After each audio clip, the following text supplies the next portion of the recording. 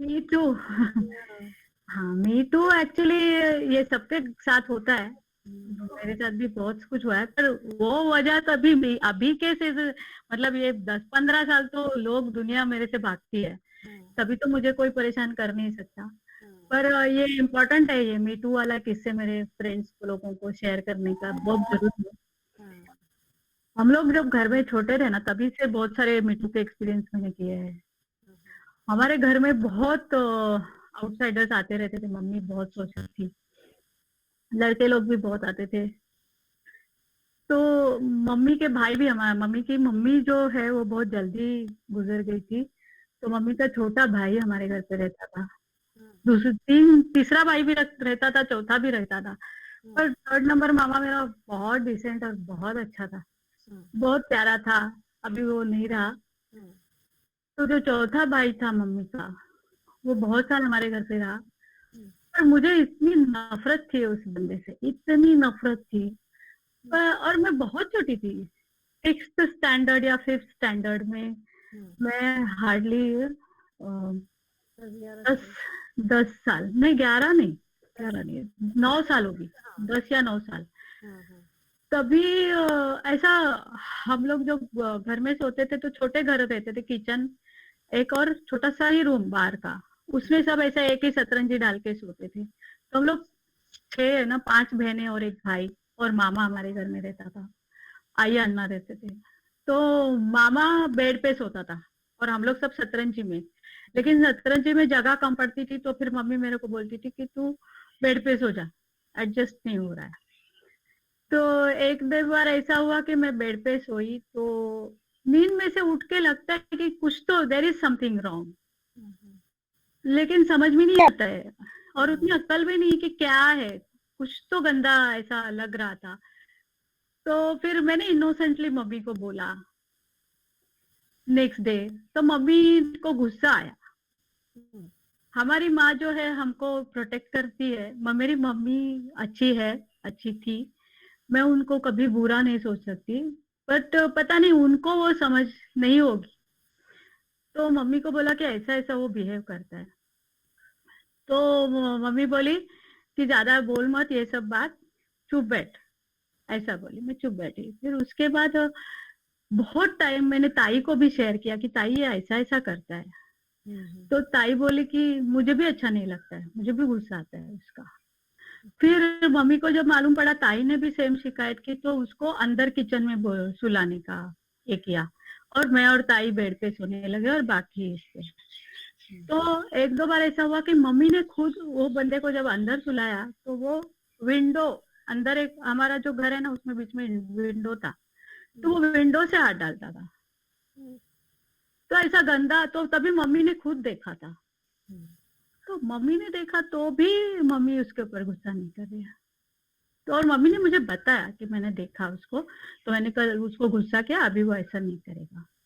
तो फिर मैंने मम्मी को बोला फिर तू इसको इधर रहने के लिए मत रखना, क्योंकि हम सेफ नहीं, ये अपने आप को बहुत इनसिक्योर ये हो रहा है हमको। लेकिन मम्मी फिर बोली कि बिना माँ बाप का बच्चा है, किधर जाएगा, और मम्मी फिर इमोशनल हमको ये कर रही थी, प्रेशर लाती थी, तो मम्मी खुद रोना धोना करती थी। तब मैंने इग्नोर करना शुरू किया, पर मैं उस बंदे के साथ बात करना बंद किया, बिल्कुल नहीं, गुस्सा आता था मुझे बहुत। तभी फिर मैं मम्मी के इतने सारे बिल्डिंग के लड़के लोग घर पे आके बैठे हैं, मैं हमेशा मम्मी पर गुस्सा करती थी, मम्मी तू बाहर जा कर कुछ भी कर, लेकिन यहाँ पे घर के अंदर कोई लड़का रख के मत जा। मैं छोटी थी लेकिन मेरे को बहुत समझता था। और एक बार ऐसा हुआ था कि ये मामा का तो किस्सा हो गया, वो मामा ने और एक गंदगी की थी। आ, उसकी शादी तय हो गई थी किसी के साथ, और उसकी शादी तय हो गई, और उसको वो लड़की को उसके फैमिली को मिलने उनके घर गया। तब उसने वो लड़की के भाई ने इसको उसका सैलरी पूछा। तो उसने उसका सैलरी पूछा, तो इसको आया गुस्सा, ईगो हर्ट हो गया उसका। अभी लड़की की शादी है तो वो पूछना ही है, और वो लड़का हार्डली 20-22 साल का था, जो अपनी बहन की शादी करवा रहा था, उसके पिताजी नहीं थे। तो फिर इधर आके मम्मी को सीधा उसने बोल दिया कि मैं उस लड़की के साथ शादी नहीं करने वाला, उसके भाई ने मेरे को पगार पूछा। और ये सब मैं चीजें देख रही थी, ऑब्जर्व कर रही थी। तो फिर मम्मी को बोला कि मम्मी ये कौन सा तेरा भाई राजकुमार है जो बहुत कुछ कमा रहा है, उसको एक भी अच्छी आदत नहीं है, वो अच्छा कमाता भी नहीं है, कोई भी जॉब उसका परमानेंट नहीं है, और किसी को दुखी करने का क्या हक है। 2 दिन के बाद शादी है और ये शादी तोड़ के आया। फिर मन में मैंने सोचा कि वो लड़की का शायद अच्छा ही होगा जिसका शादी टूटा, क्योंकि इस गंदे आदमी के साथ शादी करने से अच्छा वो बिना शादी की रहे। वही। तो तभी जो मैंने चीजें एक्सपीरियंस की, मैंने मेरे बेटे को, बेटा जब 10th में गया, मैंने उसको स्ट्रिक्टली बोला, मतलब मैंने हमेशा जो बचपन में एक एक चीजें भुगती है, जो चीजें फेस की है, हम रिवाइज नहीं करेंगे, हम उसको नए तरीके से बच्चों को अवेयरनेस देंगे, वो बहुत जरूरी है। तो मैंने मेरे बेटे को जब 10th स्टैंडर्ड में गया, टीनेज में था, मैंने स्ट्रिक्टली बोला लाइफ में कभी किसी लड़की का इंसल्ट नहीं करना। अगर कभी किसी लड़की का इंसल्ट हुआ और मुझे पता चला तो तेरा मेरा रिश्ता खत्म हो जाएगा। रिस्पेक्ट करना, कोई भी हो, लड़की लड़का जो भी है, किसी से भी गलत तरीके से बिहेव नहीं करना। तो ये हम सब माँ लोग नहीं सिखाते बेटे लोगों को, सिर्फ बेटियों को बहुत सारी सीख देते हैं पर बेटों को नहीं देते। तो मैंने मेरे बेटे को बहुत सेंसिटिव, और मेरा बेटा बचपन से मैच्योर्ड है और उसको भी लगता है कि हर बंदे का रिस्पेक्ट करना है, और वो रियली करता है।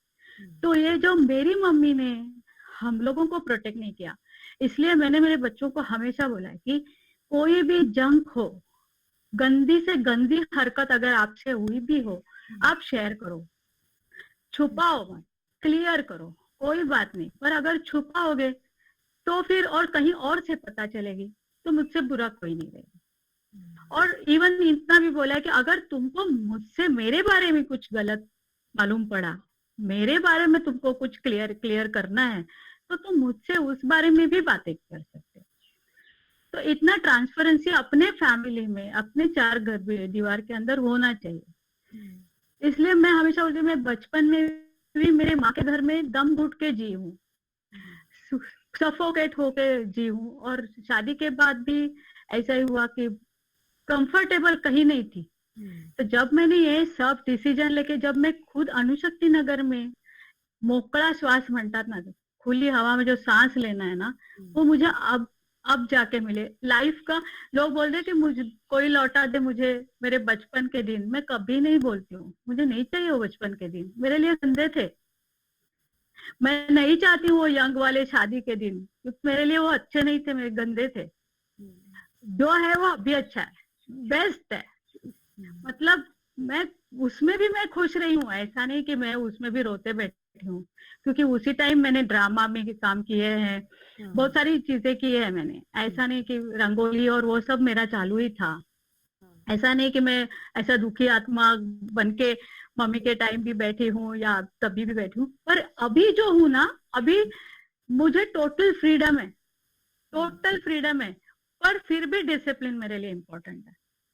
और उस फ्रीडम का अच्छा काम पे मतलब यूटिलाइजेशन जो है वो करने के वजह से मेरे दोनों बच्चों को एक एग्जाम्पल सेट हो गया कि हमको फ्रीडम है, पर फ्रीडम है मतलब क्या, मूवी देखना, मॉल में जाना, शॉपिंग करना या पार्टियां करना। हम लोग भी मिलते हैं, हम पानी पूरी खाते हैं, कॉलोनी के मैप्को में जाते हैं, मजे करते हैं, पर मजे करने का एक लिमिट होता है। उतना लिमिट में मजे करके वापस हमारा जो रूटीन है उसमें हमको डिसिप्लिन मेंटेन करना ही है। और दूसरा, जब मैं खुद पढ़ रही थी, मेरे बच्चे पढ़ रहे थे, तो मुझे उनको बताना भी नहीं पड़ा कि पढ़ाई करो, वो खुद ही कर रहे लगे। और मैंने कभी मेरे बच्चों की पढ़ाई नहीं ली। हम लोग क्या करते हैं, हम सभी पेरेंट्स क्या करते हैं कि मेरे बच्चों का पढ़ाई लेना है रे, और खुद हम नौकरी करते हैं, फिर खाना पकाना है, फिर वो होने के बाद हमको बच्चों का पढ़ाई लेना है। क्यों लेना है? उनको इंडिपेंडेंट उस चीज के लिए दे दो ना, पढ़ाई तो उनकी उनकी करने दो। उनका खाना अगर हमारे पास टाइम नहीं तो उनके हाथ से उनको खाना लेने दो। मेरे सिवा पानी नहीं लेते, मेरे सिवा खाना नहीं खाते, ये सब मत करो, उनको इंडिपेंडेंट होने दो। तो वो जो ये मी टू से यहाँ तक आ गई मैं और एक किस्सा था मीटू का। तभी भी मैं 10 साल की थी। हम लोग का मिनिमम 5 kg गेहूं या 5 kg ज्वारी तो पिसवाते ही थे। हाँ तो चक्की में जाने के टाइम उस जमाने में हम लोग एल्यूमिनियम के डब्बे लेके जाते थे, हाँ थैली में नहीं लेके जाते थे। बराबर तो तभी भी मैं 8 स्टैंडर्ड या 9 स्टैंडर्ड हो गई, मतलब 13 साल की वगैरह। तो हमको वो 5 किलो, हाइट इतू सी, 5 किलो डब्बे लेके चक्की में जाओ और वो लेके आओ, वो सब हम करते थे। पर रास्ते में चलते चलते अभी लड़कों को सामने से, पता है, दोनों हाथ में मैंने डब्बा पकड़ा है। और सामने से एक लड़का आया और ऐसा गंदा अपना प्राइवेट हाथ लगा के भाग गया। सो मेरे को लगा ये डब्बा लेके उसके सर पे मार दूं, इतना गुस्सा आया था। पर हाथ मेरे बंधे हुए थे और डब्बा फिर भी 5 किलो का ऐसा उठा के डालने इतनी भी स्ट्रांग नहीं थी। लेकिन अभी मैं ऐसी हूं ना, मेरे दोनों हाथ अलर्ट रहते हैं, रास्ते में चलते चलते हो या कभी भी, कि मतलब इतना फास्ट रिएक्ट हो जाती हूँ कि मेरा, माधुरी ने वो देखा हुआ है, एक बुड्ढे को पीठ में मारा है वो सीधा होके, कलकत्ता का इंसिडेंस माधुरी याद है ना? एक बुड्ढे ने ऐसे ही झुक झुक के चल रहा था और मेरे को हाथ लगाने की कोशिश की, और फिर वो मेरे बैक साइड जब गया तो मेरा जो हाथ का ये कोना है वो ऐसा क्या बोलते, झुक झुक के चल रहा था ना, तो उसके पीठ में मैंने इतनी जोर से मारा कि वो बेंड हुआ आदमी सीधा होके चल रहा था। और वो ये जानू ने, माधुरी के छोटे बेटे ने देखा तो जानू बोलता, आंटी वो टेढ़ा था, वो सीधा कैसे हो गया? वो टेढ़ा का एक्टिंग करके चल रहा था कि अरे हाँ हाँ हाँ। तो ऐसे लोग हैं, ये हर एक के साथ होता है। और घर में ही अपने ज्यादा इनसिक्योरिटी होती है, बाहर से ज्यादा डेंजरस सिचुएशन अपने घर के अंदर होती है। तो बी केयरफुल, अपने बच्चों को हमेशा ये सब चीजें शेयर करो, बोलो, बुलवाओ उनसे, बहुत इंपॉर्टेंट है। क्योंकि मन ही मन में उनके जो दब जाते हैं ना, तो फिर उनको वो बाहर निकालना मुश्किल है बाद में। अच्छा बेटा, यूएस जाने का कोई किस्सा? हाँ मेरे लाइफ का सबसे बड़ा अचीवमेंट है वो। हाँ, मेरे बेटे को मैंने हमेशा बोला है कि देख, मेरी जितनी सर्विस है तब तक तू पढ़ेगा तो भी मुझे कोई बात नहीं, जब तक मैं कमा रही हूँ तब तक तुम दोनों पढ़ो, जितना हो सके पढ़ो।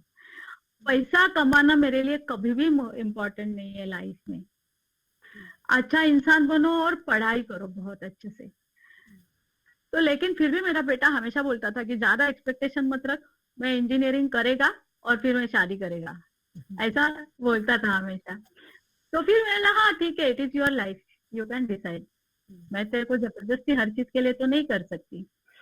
पर साइमल्टेनियसली ऐसा हुआ कि मैं भी पढ़ रही थी और उसको एक टोयो इंजीनियरिंग कांजूरमार्ग में कैंपस रिक्रूटमेंट हुआ था। तो कैंपस रिक्रूटमेंट, सैलरी सब अच्छा था, पर 4 साल का बॉन्ड था। और हमारी क्या बोलता है, आर्थिक परिस्थिति जो है वो इतनी भी अच्छी नहीं है कि इनकेस अगर बॉन्ड तोड़ा तो वो हम लोग रिटर्न में पूरा पैसा रिफंड कर सके। इसलिए वो बहुत इनसिक्योर था। मैंने उसको बोला, देख तू जॉब कर, अभी ही ले भी मत, अगर 4 साल तेरे को इतना रिस्की लग रहा है कि मैं एक बार अभी 22 साल का हूँ तो 26 साल का होके ही इससे निकलेगा, तो तू मत जा उसके लिए। पर फिर भी उसको एक फील था कि मेरे को भी मम्मी के लिए कुछ करना है, मेरे को भी कमाना है। तो बोला इट इज योर डिसीजन, मेरा कोई भी जोर जबरदस्ती नहीं है। तो उस दौरान उसने इंजीनियरिंग का रिजल्ट आने के बाद मास्टर्स के लिए भी एप्लीकेशन डाला था कॉलेज में, सेम कॉलेज में। तो जिस दिन वो टोयो इंजीनियरिंग में गया फॉर्म भरने के लिए, ज्वाइन करने के लिए, वो और उसका दोस्त, तो उसका दोस्त अंदर पूरा फॉर्म सबमिट ही कर रहा था और ये बाहर था। तभी उसको मोबाइल पे उसके दोस्त का फोन आया कॉलेज से कि तेरा वेटिंग लिस्ट में जो नंबर था ना वो आगे गया है, तो तेरे को एडमिशन मिलेगा मास्टर्स के लिए। तो उसने वो फॉर्म भरना छोड़ दिया। उधर वो टोयो इंजीनियरिंग में बताया कि मेरी मम्मी बहुत सीरियस है, हॉस्पिटलाइज्ड है, अभी फोन आया, मैं जा रहा हूँ। मैं कल आके ये फॉर्मेलिटीज कंप्लीट करूंगा। तो और मैं ऑफिस में थी और मैंने एक किया था कि बच्चों का अकाउंट SBI में अकाउंट निकाल के रखा था, कभी भी इमरजेंसी आएगा तो मेरे लिए वेट करने की जरूरत नहीं, पैसा वो निकाल सकते हैं। तो वो इमीडिएटली इधर आके डिमांड ड्राफ्ट लिया उसने, कॉलेज का जो फीस है उसके लिए, और डिमांड ड्राफ्ट लेके कॉलेज में जाके एडमिशन लेके इवनिंग में आके मुझे बोला मम्मी मैंने टोयो ज्वाइन नहीं करना है, मैंने मास्टर्स के लिए एडमिशन ले लिया। तो ऐसा हुआ मास्टर्स के लिए, पर मास्टर्स करते करते उसको लग रहा था कि वो उसी साल GRE लिखेगा और वो PhD के लिए अप्लाई करेगा बाहर जाने के लिए। तो वो भी हर चीज मैंने उनके ऊपर कोई थोपी नहीं, वो उनके खुद के डिसीजन थे, क्योंकि हमको भी इतना नॉलेज नहीं है उस चीजों का। हमने इतना ही किया है BCom BSc BA, और क्या हमको पता है। तभी फिर मैंने उसको बोला तेरे को जो सही लगेगा वो कर। तो जब उन्हें मास्टर्स के लिए एडमिशन मिला, कॉलेज शुरू हो गया, तो उसने कॉलेज के प्रोफेसर्स को भी मिला कि ये एक ही साल में करूंगा, ये एक साल में मैं GRE TOEFL करके मैं कोशिश करूंगा कि बाहर जाऊं। पर उसके कॉलेज के प्रोफेसर्स ने उसको मना किया कि तू अगर मास्टर्स के लिए एडमिशन लिया है तो 2 साल मास्टर कंप्लीट करके ही तेरे को हम जाने देंगे, ऐसा आधा छोड़ के तेरे को हम जाने नहीं देंगे। फिर उसने GRE उस साल नहीं लिया किया, तो सेकेंड ईयर में उसने मास्टर्स के लिए कंप्लीट करते करते फिर GRE TOEFL दिया, GRE में अच्छे मार्क्स मिले। फिर उसके बाद उसको बहुत सारे यूनिवर्सिटीज में एप्लीकेशंस भरने थे। एक एक एप्लीकेशन के लिए हमारी सच्ची माधुरी बिल्कुल इकोनॉमिकल कंडीशन इतनी भी कुछ अच्छी नहीं थी। उस दौरान मैंने घर के लिए भी लोन निकाल के पैसे सब खड़े किए थे। तो फिर उसने 9 यूनिवर्सिटी को एप्लीकेशन दिया, 5,000 पर यूनिवर्सिटी, इंडियन रुपी 5,000 पर यूनिवर्सिटी, और एक फॉर्म भरने के लिए 4 घंटा तो लगता है मिनिमम, और एकदम कॉन्सेंट्रेट करके करना पड़ता है, और वो एकदम फोकस्ड रहता है, वो बहुत सिंसियर है, और वो जो करना है वो करना है, तो वो फोकस रहता है। और उसने सभी जगह में सिर्फ PhD विद स्कॉलरशिप के लिए अप्लाई किया था। तो एक ऐसा हुआ कि जनवरी फरवरी 2014 में मैं ये घर पे ही है, कॉलेज नहीं जा रहा है, घर पे ही है। तो एक दिन मैंने बच्चों पूछा बेटा तू आजकल कॉलेज नहीं जा रहा है, टेंशन है क्या कुछ? मैं जानबूझ के इग्नोर करती थी, क्योंकि बार बार चीजें पूछोगे तो बच्चे भी इरिटेट होते हैं ना। तो एक बार मैंने पूछ ही लिया कि क्या हुआ, टेंशन है क्या कुछ, सब कुछ ठीक है ना? तो बोला हाँ कोई नहीं, कुछ नहीं, सब कुछ ठीक है। फिर मैं ऑफिस गई, मैं ऑफिस से आया बराबर आंखें ऐसी लाल हो गई थी, बहुत मायूस था वो। तो मतलब क्या हुआ बेटा, क्यों इतना टेंशन में लग रहा है तू? बोलता है कि अभी तक तो जितने भी आए मास्टर्स के लिए आए हैं, और मास्टर्स के लिए हमको बहुत लोन निकाल के और उधर जाना पड़ेगा, और उसको मास्टर्स करना ही नहीं था, उसका फोकस था कि उसको PhD करना है। तो लास्ट यूनिवर्सिटी बाकी थी, 8 यूनिवर्सिटी से नहीं हुआ था, लास्ट यूनिवर्सिटी बाकी थी। और वो जो यूनिवर्सिटी बाकी थी तभी मुझे एक फोन भी आया था, मैं फोन पे जस्ट बात ही कर रही थी लैंडलाइन पे, उतने में मेरा बेटा बेडरूम से आया, सामने खड़ा है, आंखों में से पानी आ रहा है, इतना रो रहा था। तो मैंने उस बंदे से जिससे फोन पे बात कर रही थी, मतलब बाद में बात करती हूँ, क्योंकि मैं बर्दाश्त ही नहीं कर सकती बच्चों के आंख में पानी।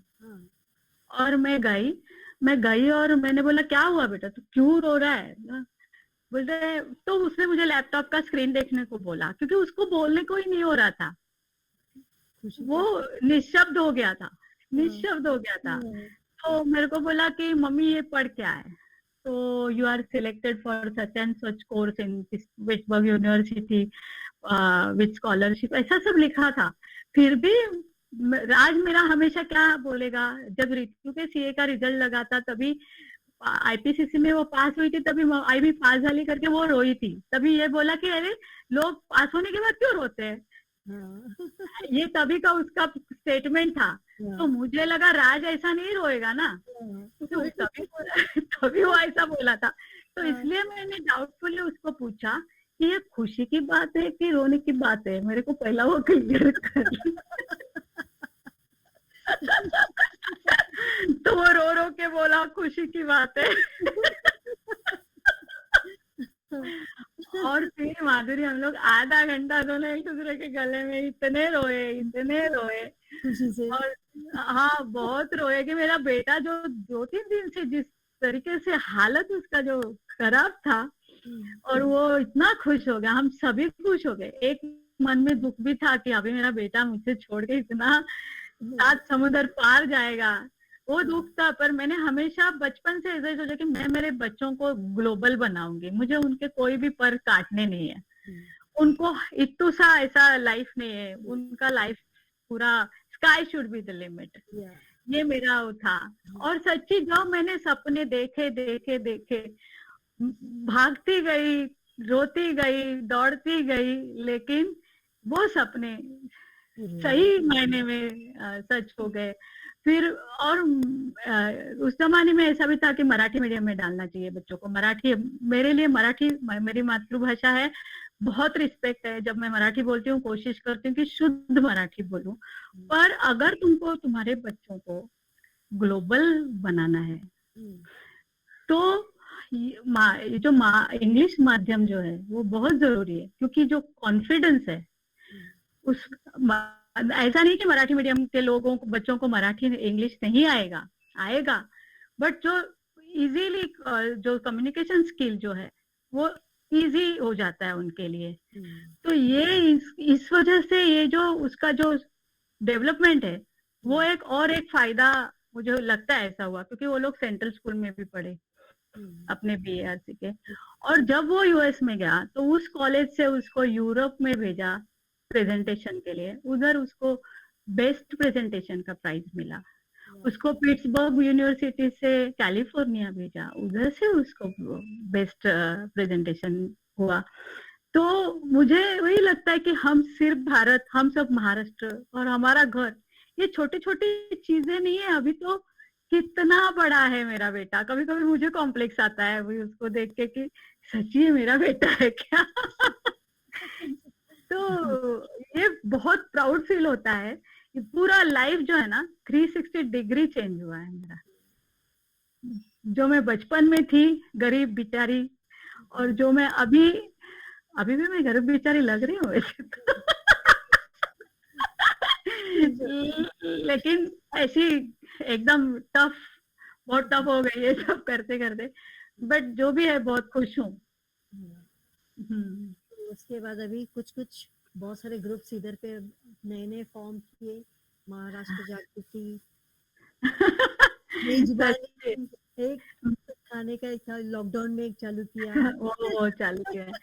मैं सच्ची बोलती हूँ ना, मेरे 2 बाबा है, एक अण्णा, दूसरे है हमारे होमी जहांगीर बाबा।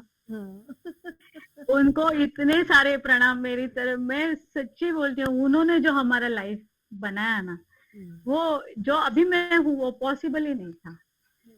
हमारे लिए इतना सेफ और सिक्योर जीवन उन्हीं की वजह से मिला। अगर मुझे अणुशक्ति नगर में पनाह नहीं मिलती, घर नहीं मिलता, बच्चों के लिए वो स्कूल फैसिलिटी नहीं मिलती, और ये जो सिक्योर जॉब नहीं मिलता, तो लेजिम ये सब चीजें कुछ भी नहीं थी।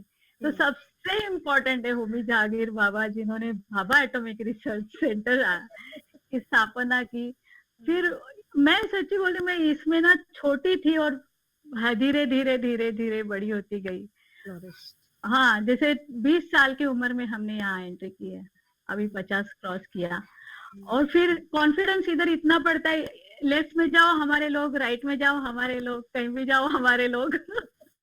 तो अपने आप वो कॉन्फिडेंस बढ़ते गया। फिर वो संस्कृति महाराष्ट्र जी का एक मराठी प्रोग्राम हम लोग करने का सोचा, तब हमारी इतनी औरतें और इतनी सारी फ्रेंड्स, वो एक ऐसे तो इसके पहले भी जैसे रेडियो जॉकी हमारे घर पे आई थी, एक फोन किया था उन्होंने कि हमको जब पे कमीशन आने वाला है तो उसके बारे में हमको बातचीत करनी। तो मैंने मेरे फ्रेंड्स को बुलाया, मेरे फ्रेंड्स तभी भी आए थे।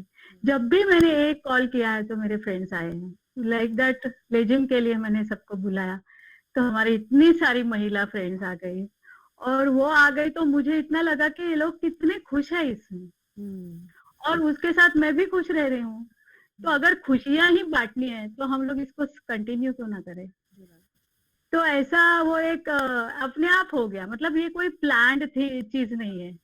तो संस्कृति महाराष्ट्र जी के टाइम मैंने उनको रिक्वेस्ट किया कि हम लोग इसको वापस कंटिन्यू करते हैं तो हम सबकी हेल्थ सेहत भी बनी रहेगी, प्लस अपना जो परंपरा है लेजिम की वो हम लोग उसको नई पीढ़ी को भी सामने रखेंगे और हम लोग फिट रहेंगे, हम खुश रहेंगे।